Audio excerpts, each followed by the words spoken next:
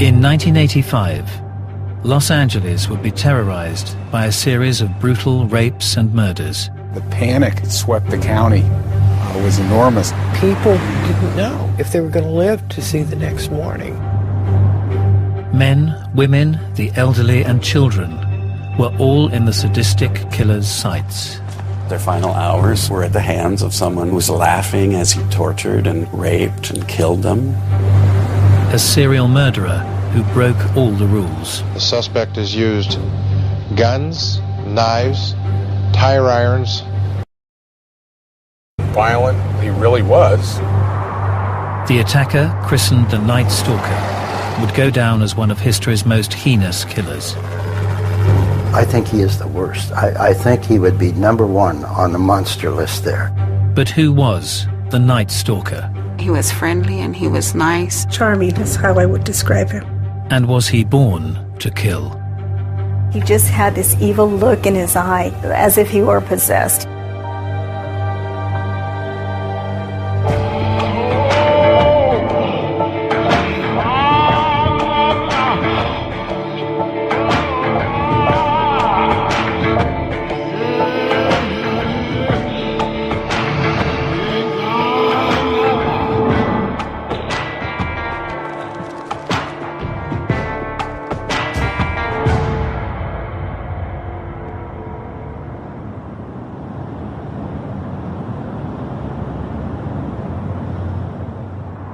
The 17th of March 1985, and Gil Carrillo, a young homicide detective with the LA County Sheriff's Department, was called to an incident in the Rosemead district.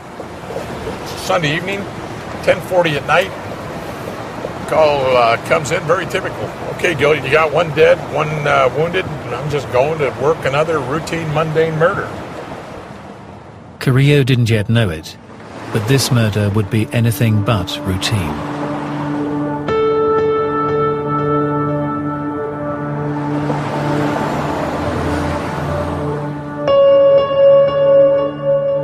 We entered the location on Village Lane.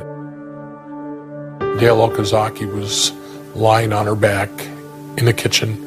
She had sustained a gunshot wound to the head. 34-year-old Dale Okazaki had been unloading groceries when a man entered her apartment and executed her where she stood. I can still see her today.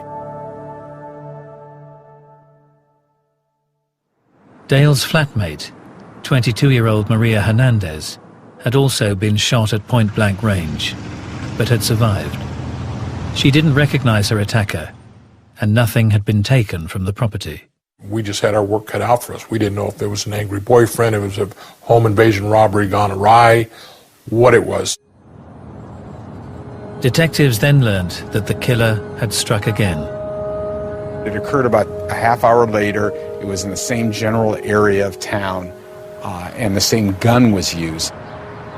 In nearby Monterey Park, 30-year-old law student Se Lian Yu had been driving home when another driver forced her to stop, then at close range.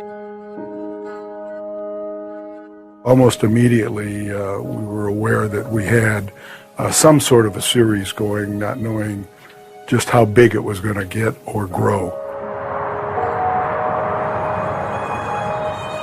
The nature of the crimes was not typical of a serial killer. The overwhelming majority of serial sexual murderers kill up close and personal. Manual strangulation, ligature strangulation, multiple stab wounds, blunt force trauma. Very, very rarely do they shoot somebody because it's too cold and too impersonal.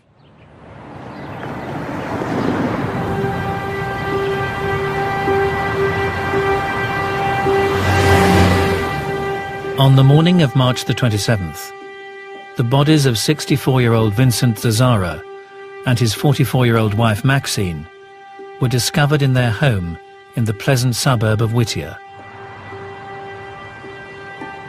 The same gun had been used, but behavior at the crime scene was significantly different. Vincent Zazzara had been shot as he slept. Maxine had been shot and stabbed repeatedly. And the killer had taken a gruesome souvenir. The woman's eyes were gouged out, not to be found. Many serial murderers take souvenirs from people that they kill, whether it's a piece of flesh, piece of jewelry, something. It is a concrete reminder. It's something they can see, something they can hold on to, something that says, wow, you did this.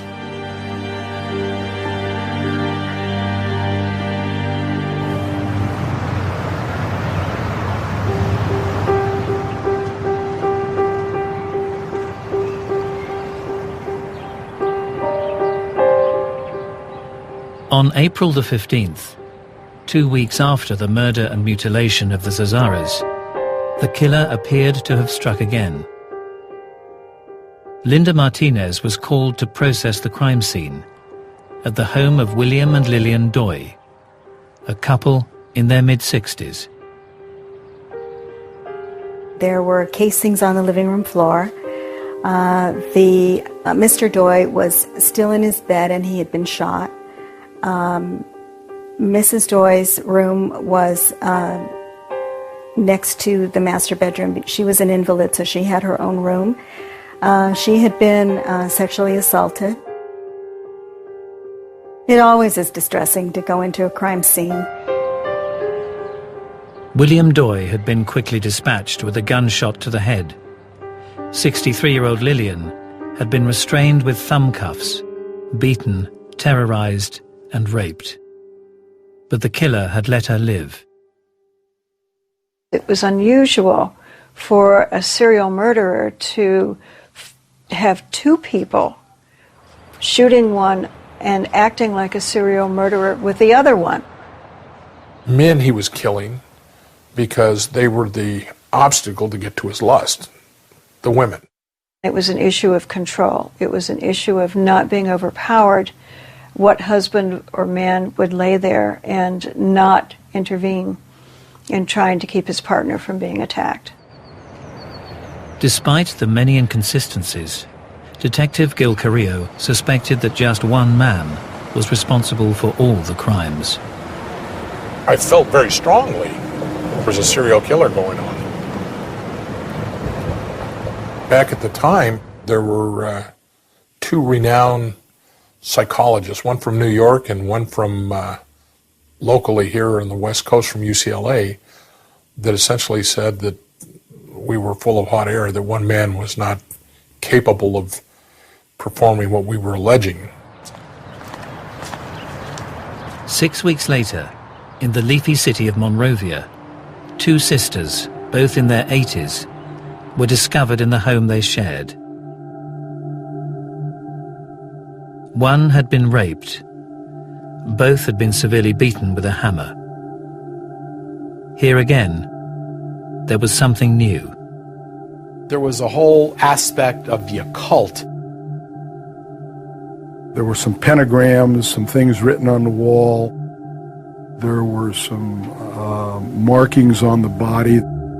The crimes appeared related, but defied the current theories regarding serial murder. When I was first contacted about the murders, police were baffled. They had no idea who was doing this, how it was happening. They wondered what type of a person would have done this. I mean, was it a maniac? Was it a group of people? Because don't forget, in California they had Charles Manson, who with his cult went out murdering an awful lot of individuals. But my impression was that it was a single individual. It was someone who was not insane, who was not showing outrageous behaviors, and that he was probably young. He was probably either Caucasian, Hispanic, but he was certainly not a standout in his community. The press would dub the mystery killer the Night-Stalker, and those who had known him would never have suspected what he was capable of. He was an ordinary kid, no different than the rest of us. He was friendly and he was nice, and And he was so funny. He was so funny. He would always have me laughing. And the Night Stalker's reign of terror had only just begun. May 1985, and the Night Stalker had only just begun a series of crimes that would both sicken and terrify the residents of California. Preying on the unsuspecting citizens in their homes, he took glee in rape, murder, and mutilation. As the crimes escalated, detectives raced to try to identify who was responsible for the shockingly vicious attacks. Who was the Night Stalker?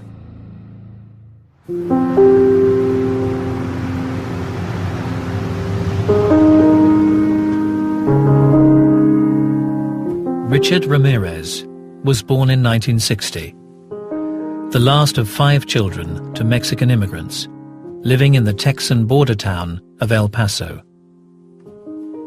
El Paso was a town of about 500,000 people, and across the Rio Grande was Ciudad Juarez, which had 1.5 million people, about triple the size of El Paso. It's a heavily Hispanic population. It was basically a very quiet town, a very quiet place to live. Ramirez had a humble upbringing, typical to his neighborhood. It was a low-income neighborhood, but it was nice. It had green grass in front, and the house was painted. It wasn't shabby, but it was quite small. We were like lower-class people, and everybody used to just hang around together at night. We would all play games. All the neighborhood kids would get together up until everybody's parents started calling them in for dinner. Richard's father was hard-working and strict with his children. He was very much what I would classify as someone from Mexico who had come to El Paso and had scratched out a living here. He worked for the railroad. It's a hard scrabble when you're a first-generation immigrant to learn a new language and try to scrape a toehold in a new country. The young Richard Ramirez appeared no different from his friends and neighbors. They were all very nice.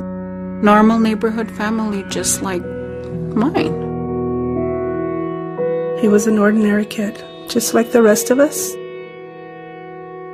We went to school, minded our manners, did what we had to do, but no different than the rest of us. He was friendly and he was nice and he was so funny. He was so funny. He would always have me laughing.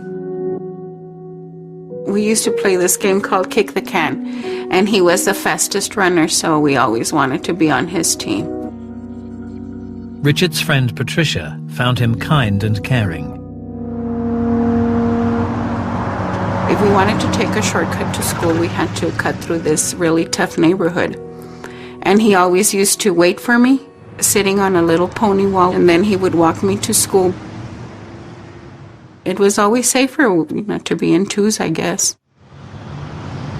But by the time he turned 10, it appeared all was not well with Richard Ramirez.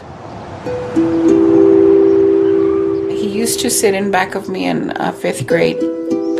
And I remember that he would poke me in the back. And every time he would poke me, I would jump up. And so that time that he kept poking me, I turned around very upset and I said, hey, stop.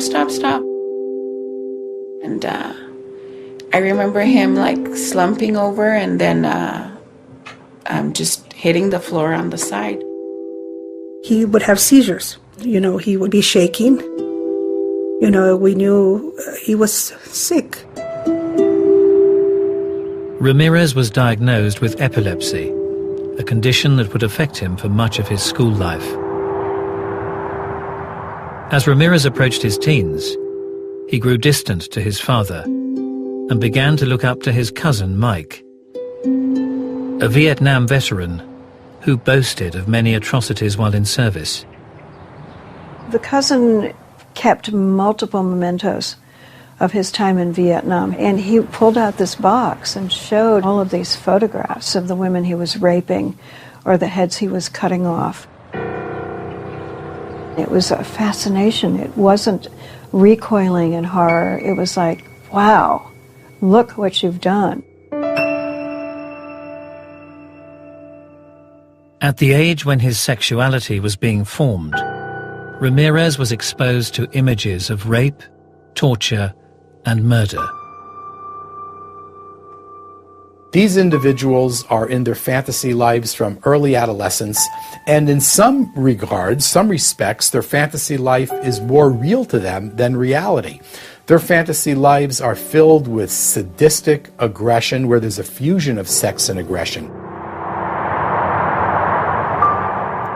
Ramirez later claimed that his cousin Mike gave him a front-row view of his brutality. He watched this cousin shoot his wife. After a petty argument at their apartment, Mike shot his wife in the face, killing her instantly. And it stuck with him, not in the sense of it was a bad thing, not in the sense that how could you do something so horrendous? I mean, oh my God, being sick to your stomach. He was fascinated. The fantasies of those that have committed serial crimes have been very carefully studied by the staff of the FBI Behavioral Science Unit over the years. The fantasies start very early in life and oftentimes are a result of some incident that triggers these thoughts. And once the fantasies become sexualized, it becomes extremely dangerous because they start fantasizing about events of rape, torture, mutilation. I did not notice anything strange of him until we were in high school. And he was no longer part of my clique kind of thing. That's when I noticed that he was different and he had changed. Didn't no longer say hello, that kind of thing. I noticed that he would hang out with boys that did drugs. A lot of second-generation immigrants sometimes get involved in gangs, and some of the thinking is that they see that their parents who've come to America and have worked really, really hard and have very little to show for it, and some people think that there's a disillusioning on their part, like why play by the rules if this is what you end up with, which is what my parents had. And I suppose you could say that might have been a factor in the rebelliousness of Ricky Ramirez. Ramirez became interested in hard rock and Satanism. A lot of kids, high school kids for instance, were dabbling in this, and they would give it their own little touches. And being high school kids, the brain's still developing, they're developing, a lot of them got in trouble and went the wrong way. We did have some kids that killed their parents and things like that. Ramirez dropped out of school and began living on the fringes of society, sometimes sleeping in the local cemetery. Right from the get-go, Richard stole anything that was loose and anything that he could pry loose. I mean, his neighbors started calling him Didos, Fingers, and they call him Ricky Rabone, Ricky the Thief. After the attempted rape of a guest in an El Paso hotel, Ramirez moved to California. He became a cocaine and alcohol addict. He lived in what's called Skid Row in Los Angeles, which is a pretty scruffy area. I mean, there are people doing everything and taking everything, and homelessness is not an unusual thing. You live in what's called a flop house, where you go and flop to get off your high or to recover. Now, did the drugs affect his brain functioning? Did it affect the way he saw the world? Probably, but it wasn't causative. It didn't lead to make him kill. He was already primed.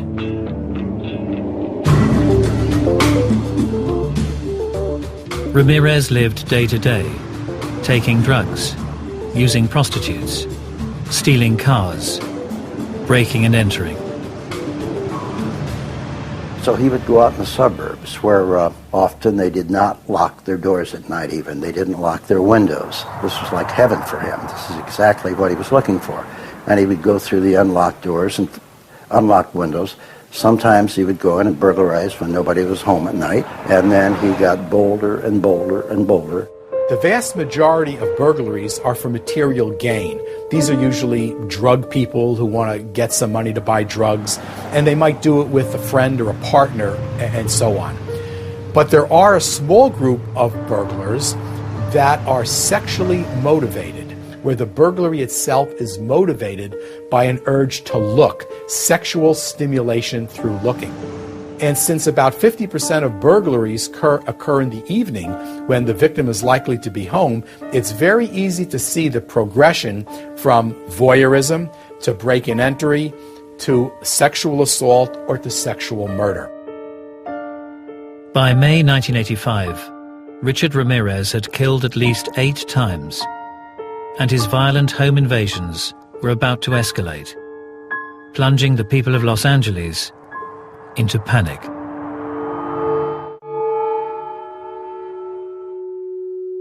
In 1985, Los Angeles County was in the grip of a vicious serial killer. Ordinary citizens were no longer safe in their homes, as the mysterious killer, christened the Night-Stalker, raped, murdered and mutilated in the name of Satan.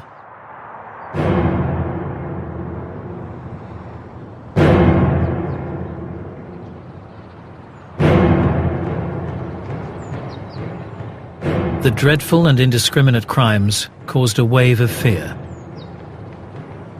Everybody was scared. Everybody in the county of Los Angeles and Southern California was scared to death. Gun sales seriously went up. Vast increase in gun sales. During the summer of '85, people were keeping their windows closed. It was a very, very hot summer. I would not open the windows at night. We sweltered in our house every night because I was afraid somebody would come in and kill me. And still the violent attacks continued. In Burbank, on May the 30th, a 41-year-old woman was raped, while her 12-year-old son was locked, handcuffed in a closet. She was allowed to live. On the 27th of June, the body of a 28-year-old teacher was found in Arcadia. She'd been sodomized and her throat slit. On July the 2nd, again in Arcadia, a 75-year-old woman was found dead. She'd been beaten, her throat cut, and her home ransacked.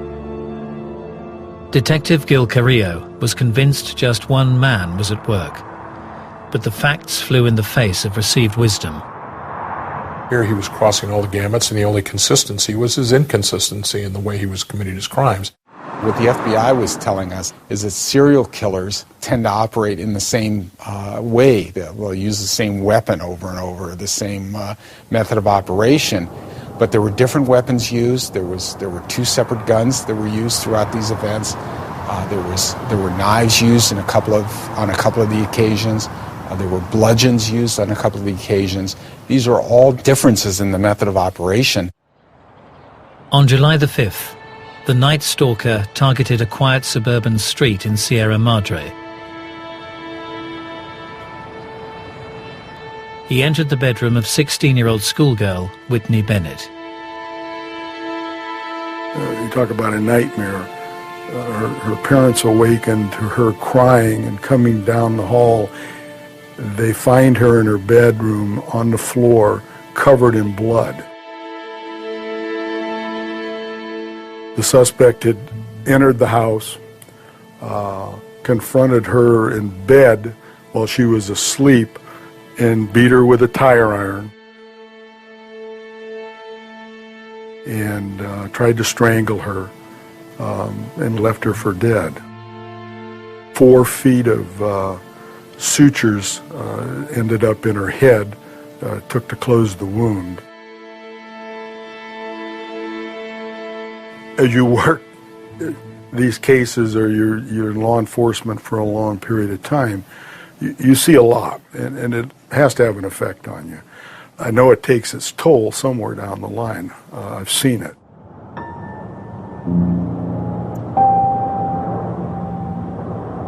The 7th of July was another in a long run of swelteringly hot nights. I'm home alone. It's the first time that I've ever slept with my gun on a nightstand. Everybody was afraid and pretty much kept their doors locked, windows locked, but the night was so hot and our summer was so hot, so here I had the doors open. In the middle of the night, Detective Carrillo awoke, convinced the night stalker was in his own house. I woke up, I was sweating, I was nauseated, and I got my gun and I cleared my house as if I was looking for a burglar. All of a sudden the phone rang. I scared the bejesus out of me, and it was my desk telling me to call my friend Linda. In the early hours, crime scene investigator Linda Martinez had awoke with a start. About 3 o'clock in the morning, my friend says, someone's calling your name, somebody's yelling for you. Linda's neighbor was crying out for help. I went to the back fence and called across the street to the lady calling me and asked her what was wrong. And she told me that she had been robbed and raped and she was handcuffed to her bed. Once I heard her voice, I knew it was him. Sophie Dickman, a lady in her 60s, had been sexually assaulted. She was raped and... Detective Carrillo recognized all the hallmarks of a night stalker attack.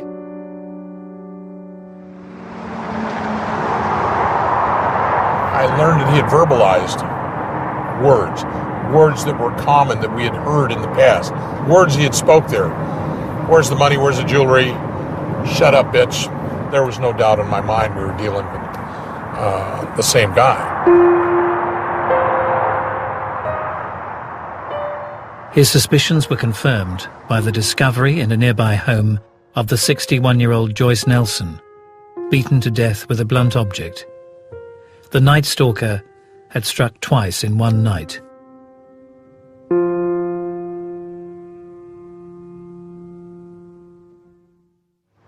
And he would repeat the trick just 2 weeks later, on the 20th of July, first shooting Max and Layla Needing at their home in Glendale, before moving on to Sun Valley. We had a couple that lived in a home. The male had been executed in his sleep. The woman had been sexually assaulted. And there was a young boy there that also had been assaulted. Ramirez had again dispatched the husband as he slept. He had repeatedly beaten, sexually assaulted, and humiliated the mother, demanding that she pray to Satan for her life, and then raped her 8-year-old son. It was not enough just to murder or to rape. He had to torture, and he loved to terrorize him. He would make him say, "Hail Satan." Humiliation of victims is very, very typical in serial sexual homicide. This is arousing to them. This reassures the offender that they are in such complete control that they can degrade and humiliate the victim any way they want. Nothing could be more stimulating for an individual with this deviant sexual arousal pattern. No one was able to predict or prevent the Night Stalker's crimes. It's typical of serial killers to choose people who put themselves at risk somehow, like male or female prostitutes, like hitchhikers. But these other people, they were living their normal lives. They weren't doing anything at all that should have brought this down on them. And the panic escalated. The publicity of the killings was like a drumbeat. The more killings, the more publicity, the more fear. Hello, my name is Detective Gil Carrillo with the Los Angeles County Sheriff's Department assigned to Homicide Bureau. And the Sheriff's Department is currently conducting an investigation into a series of homicides and sexual assaults that have occurred in Los Angeles County. I knew how vicious and violent and how vile he really was, and there was an enormous amount of pressure to stop before he hurt anybody else, even more so before he hurt somebody in my own family. People were buying guns. People were buying guard dogs. People were scared to death. The suspect has used guns, knives, tire irons, as well as his own shod foot to inflict serious injury to several victims in the past. Nobody knew who it was. Nobody knew where he was going to hit. People didn't know if they were going to live to see the next morning. It was really, really scary. And then a shocking twist. It was very obvious that our killer from Southern California had now struck in the city of San Francisco. On the 17th of August, the night stalker had shot another couple in their home, leaving a satanic symbol on the wall. A week later, he struck 50 miles south of Los Angeles, shooting the husband and sexually assaulting the wife, forcing her to swear her love for Satan. With the killer on the move, detectives were now working night and day to try to catch him before he struck again. Since the last taping, which was August 13, 1985, the suspect in this case, currently under investigation, has committed 2 more homicides. I have the pressure of the world on me. I need to save not only my immediate family, my wife, my mother, my kid, everybody, but the citizens of Los Angeles County. There's an animal going out there. I have to solve it. The vehicle used in this crime was a 1976 Toyota station wagon. If the vehicle is found abandoned, contact Sergeant Frank Salerno or Detective Gil Carrillo. My wife found my 13-year-old daughter crying in the bedroom. And she said, "What's wrong?" And she said nothing, and my wife said, "No, something's wrong. What is it?" And she said, "I just wish this were over.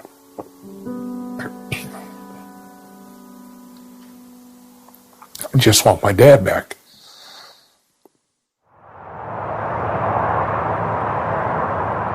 Detective Carrillo didn't yet know it, but before the end of the month, he would be face to face with one of history's most heinous serial killers.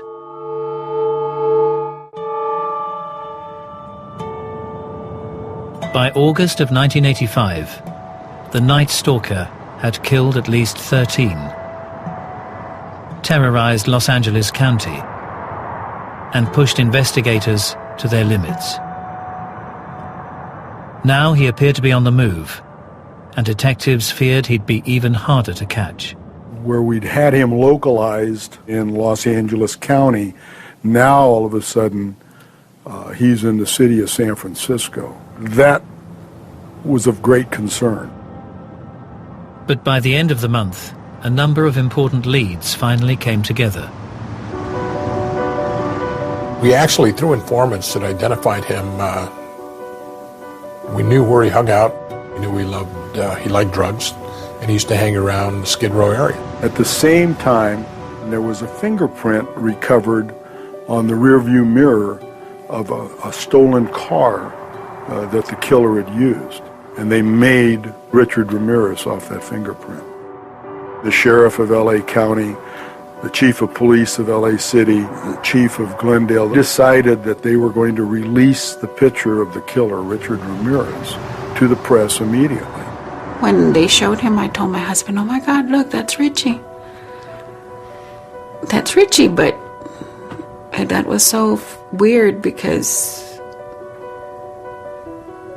I can't comprehend him doing something like that, not with his personality. We were in shock. I just knew what I knew of him as a child, and I was just shocked. I was just shocked.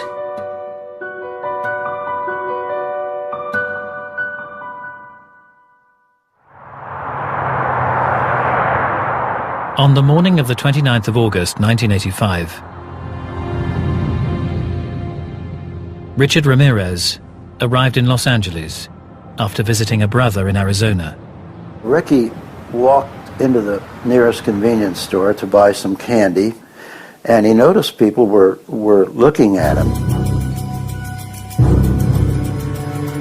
And then when he would look at them, they'd look away, of course. And as he was waiting for his change, he looked at the newspapers on the counter. And every paper, there were 4 or 5 of them then from LA and from the area, every paper had his picture, his photograph.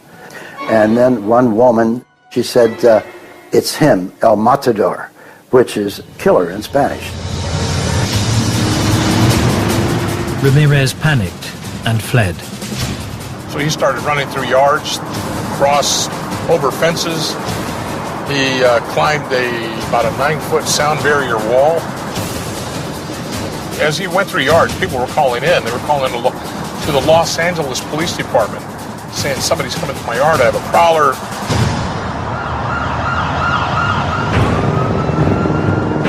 Members of the Los Angeles Police Department were already on his trail. They were following the 911 calls.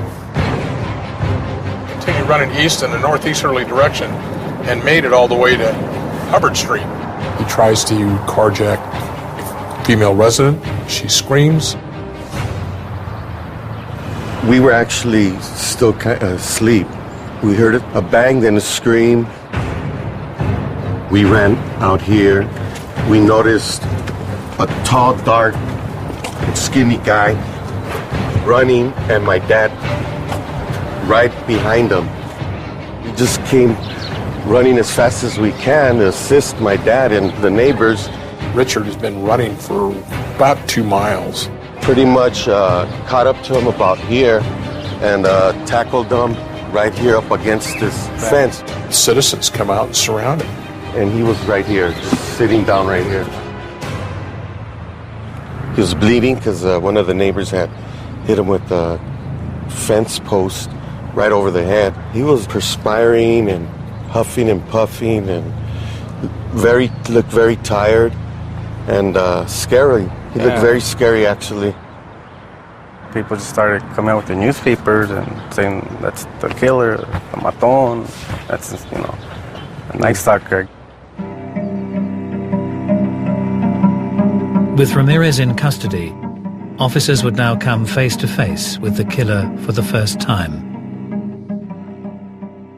When I saw him, he just had this evil look in his eye. He just looked so sinister, as if he were possessed. He just looked evil. I remember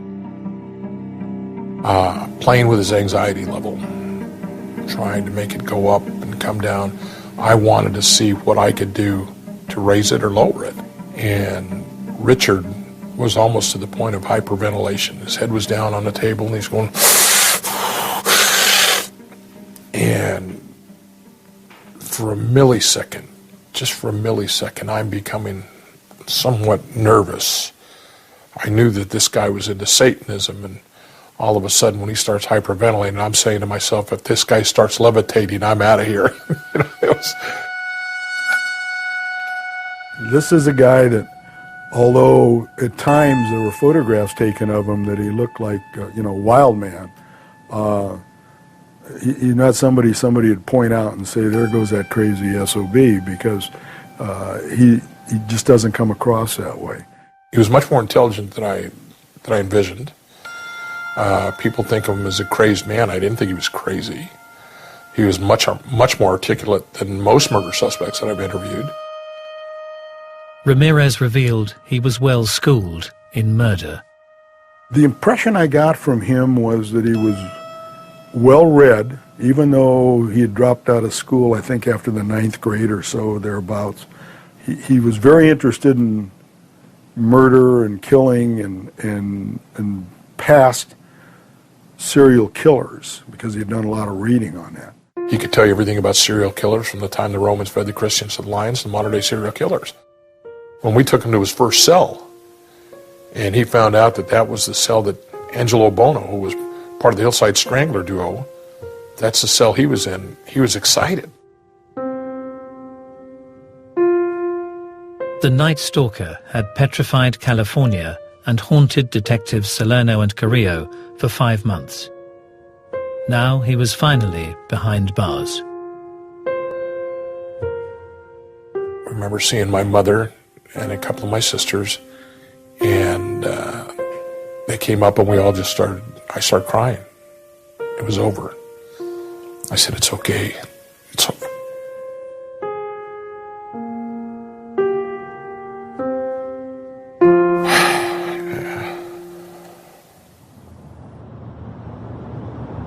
In 1989, Richard Ramirez was found guilty of 13 murders and 30 attempted murders, rapes and sexual assaults. He was sentenced to death. So what drove the Night Stalker to his ultimate destiny as one of history's most savage serial murderers? Were the lessons he learnt in his upbringing to blame? Or was Richard Ramirez born to kill? I don't see anything in his upbringing that was any more unusual than a lot of people. I know a lot of successful people have gone through hell being raised and come out just fine. This could be a case, and it probably is a case of when he was conceived, he's a bad seed. No matter how he was raised, he was destined to do what he did. A lot of people grow up poor, and a lot of people are abused in their childhood, but they don't all grow up to do the things that Richard Ramirez did. It does not appear that he was abused as a child or deprived, or there is certainly no evidence that was presented. So how did he grow up to do these things? The best way to look at it is from a biopsychosocial approach, but with a heavy emphasis on neurobiology, whether it's hormonal, chemical, electrical, brain damage, some combination of facts, plus psychosocial stressors, abuse never helps. Many, many things have to go wrong in order for one of these individuals to be created. Richard Ramirez was born to kill. He began his life in the way everybody does, seemingly normal. Something happened in that gene that he has, something that was added on to by the experiences that he had in his environment and childhood. It's like a recipe. You have a basic thing, you add to that recipe, you add to that recipe, and finally you have the born killer. Natured or nurtured? I don't believe anybody is born with this in them. You know, this comes about from something they've learned, they've seen, and they've decided to do. Richard had the liberties to do whatever he wanted to do and was a drifter early on in age. And when you couple that with narcotics activity, the drugs, you know, then that definitely causes problems in the mind, and I don't think anybody's born like that. They learn, they see, and they do.